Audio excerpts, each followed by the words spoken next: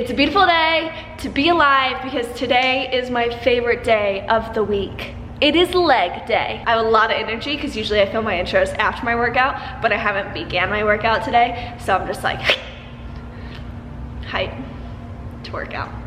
We are hitting it all, the quads, hamstrings, and of course, the booty. We're toning, we're shaping, we're growing. Yeah! I hope that you guys enjoyed this workout. If you do, please be sure to give this video a thumbs up and never forget to subscribe so you never miss, ever, a workout with Whit again. You can even hit the bell and then you'll be like, Whitney has a new workout up, and you'll be like, oh, let me click on that, okay. Without further ado, let's get into the workout.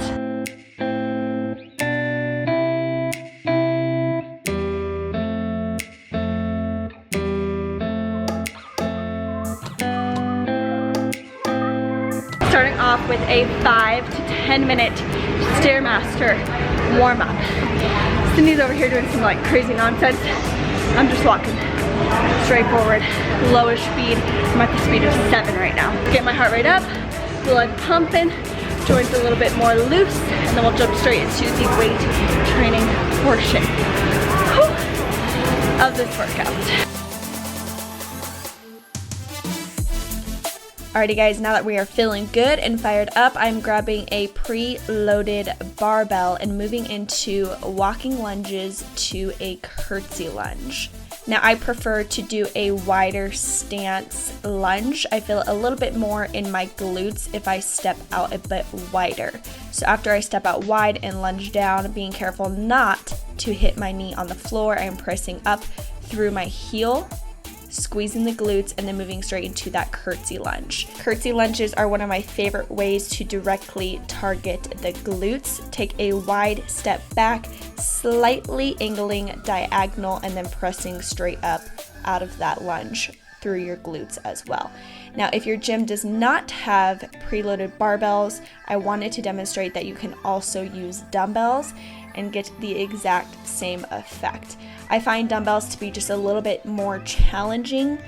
I don't have the strongest hands, so I prefer the preloaded barbells, but I know a lot of gyms don't have that, or some people prefer the dumbbells.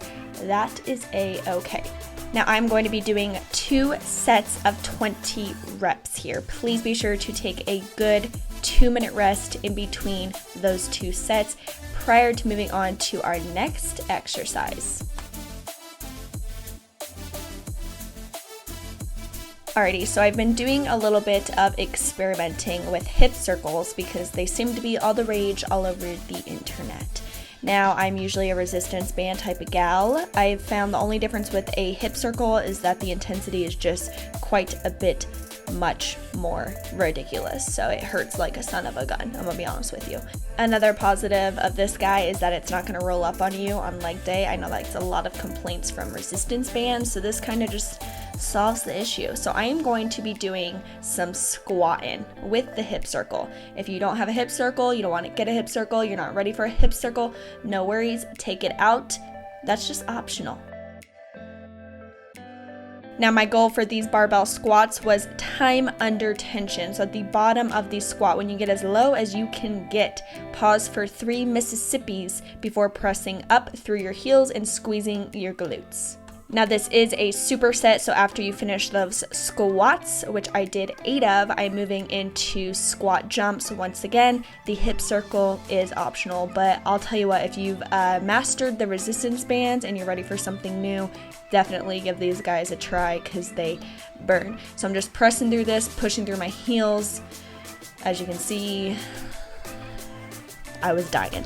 Now I'm going to be doing 3 sets of this superset. I take a wider stance on my squat as a side note, but be sure to press your knees outwards, holding and pressing all the way back up, keeping your core nice and tight and squeezing your glutes at the end of the movement. So 3 sets of this. You're going to go straight from the squats into the jumping squats without resting. Take as little of a rest as you can do. And then after you finish those jumping squats, we are going to repeat this superset for 3 sets after resting in between. So make sure you take a very good deep rest. I like to rest for at least 2 minutes in between, especially if your goal is growth. You really need that maximum recovery time. Okay, see, I was like crying. Can you see me? I'm crying. You see that tear running down my cheek? Tears. I'm crying. Here's me dreading it. Okay, pressing through, really trying to press my knees against that hip circle, jumping as hard and as high as I can. Okay. Now for this next set, I'm lowering my weight significantly. So I have a 10-pound plate on each side of a 45-pound bar. I am doing straight leg deadlifts with the barbell. I'm so happy to say that this superset right here demolished my hamstrings. I have very stubborn hamstrings, and the next day I was sore and so happy. Now this movement here is all about hinging in the hips and keeping your back straight. I have a lot of questions about why my lower back hurts when I'm deadlifting or doing movements just like this, and it's probably because you're bending your back. So really be sure to keep your core tight, and any movement is going to happen through your hips. I am completing this move on each leg, and then I am going to finish off this tricep with both the feet on the floor. Once again, really be sure to squeeze your core and your lats nice and tight, and do the movement only through your hips with a slight bend in your legs to really emphasize targeting just your hamstrings. And when you pull up, really connect the mind to the muscle and flex your booty, pulling up all the way up until you end that rep.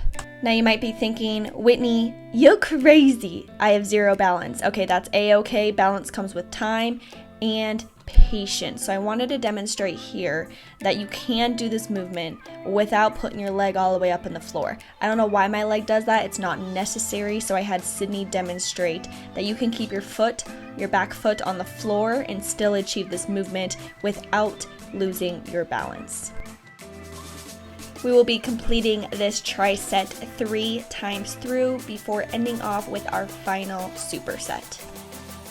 Now I wanted to target this last superset once again to the hamstrings and the booty, which is a little bit of quads. I have very stubborn hamstrings, so I've started reconstructing my workouts to focus more on the hamstrings and the glutes, and it has made the biggest difference in my workouts this year. So I am going from a 3/4 squat to a 3/4 straight leg deadlift using the hip circle. Once again, that is optional. So a lot of time is under tension in this 3/4 movement. So on the squats, instead of coming all the way up and squeezing our glutes at the top like we normally do in a squat, we are going to stop just short of a full rep and stop at that 3/4 position. Now I'm using a kettlebell. A dumbbell would do just fine. Kettlebell was just hanging around. If you don't have a kettlebell, no worries, use that dumbbell. So you can see here, my glutes are staying activated through this entire movement. Then I'm going to hang the kettlebell or the dumbbell in front of me and do that 3/4 straight leg deadlift. I hate to say, look at my glutes here. I hate to say that, but I want you to notice that my glutes are really flexing every time I come up from each rep. And that is what is going to get you that glute activation that we are looking for if you are trying to grow, tone, strengthen your glutes. We are going to repeat this last superset, which is all about the booty and the hamstrings. We are repeating it 3 times, and that will conclude this entire workout. Okay, you made it. I know you can do it, but I will say this is a very challenging workout. I'm excited about it. Alright guys, that is going to complete this entire workout. Be sure to check the description box below where I will list all the reps and the sets and everything you need to know. You could screenshot it and take it with me or you to the gym. Don't forget to give this video a thumbs up if you liked it, and until next time, I will see you next time. I'm gonna pull on Nikki. Ready?